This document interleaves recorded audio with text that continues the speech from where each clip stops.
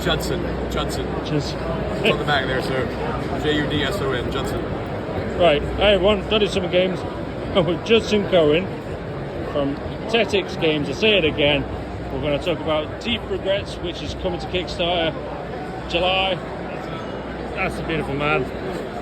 Tell us everything, because getting a spot right now at Games Expo is impossible. Indeed, yes. Yeah, we've fully booked up our sheet here. People are demoing the game at the moment. You can kind of see it and play there. Hello everyone. But Deep Regrets is a 1 to 5 player horror fishing game where you're bringing progressively more horrifying things out of the ocean over the course of a week at sea. It's also a single player mode where you're trying to catch and catalog every fish in the sea, unlocking new equipment as you go, and a campaign of dozens of games. Nice. So, the way the game works is, I'm sorry, I have totally lost my voice after talking the whole time. Don't worry. So the way the game works is, you're going to be reviewing the shadows on the backs of cards. Okay. So here I've got 2 smalls and a medium. They go up to large as well. And I've got a little, that's not a large. Where's a large? Great whites. There he is. I've got a little angler's guide that I can use to figure out where I might fish. So each of these represents a difficulty range. So at depth 1, a small is going to be between 0 and 2. So it might be free to catch. But when we get down here to depth 3, a small is 2 to 4. And I will have a certain number of these little buoy dice to spend. So say I had that much to spend, I can afford pretty much anything. But if I only had 3, certain things become risks. So that 3 at depth 2 might could catch it, but it might be a bit of a risk. So let's flip it over and see. Sure enough, I could catch it. So I'd spin my dice, I would catch that. That is a catch ability where I have to draw a regret when I get it. And I have to flip my worms. When I draw regrets, those look like these cards. Now regrets affect your standing on the madness tracker. So if I had 4 regrets cards, I would be at the 4 to 6 tier here, which affects a couple of things. So at the start of the game, all of the normal fish are going to be worth 2 more. All of the weird fish are going to be worth 2 less. So if we look at like the one we just turned over there, start of the game, he's worth 3. If you're down here at the end of the game, he becomes worth 7.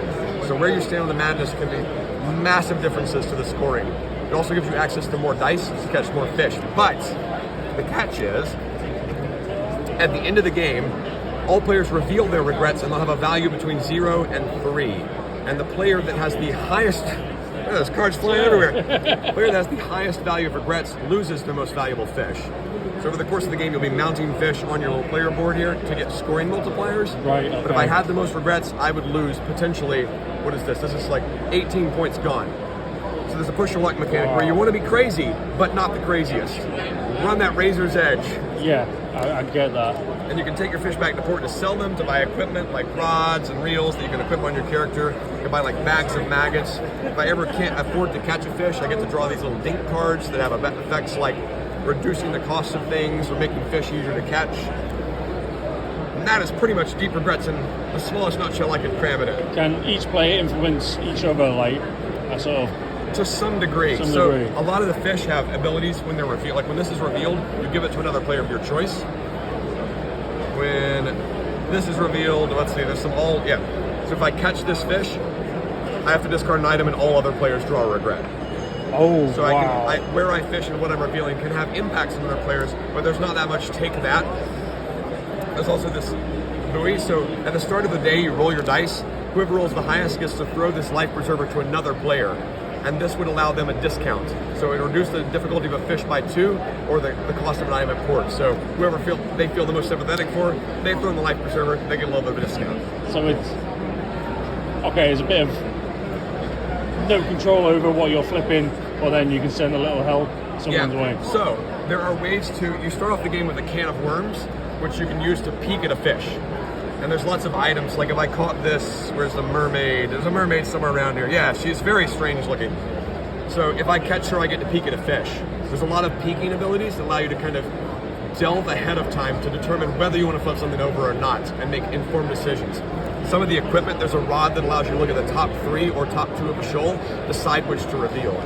So equipment can make it easier. So you do have some control. It's not totally random. I like it. Yeah, I'm liking it. Yeah. So, there's QR code for everyone. They're on all social medias. I've shared it across mine. I'm probably going to back it because just seeing this weekend, You've been busy like non-stop. We've been like, way busy, yes.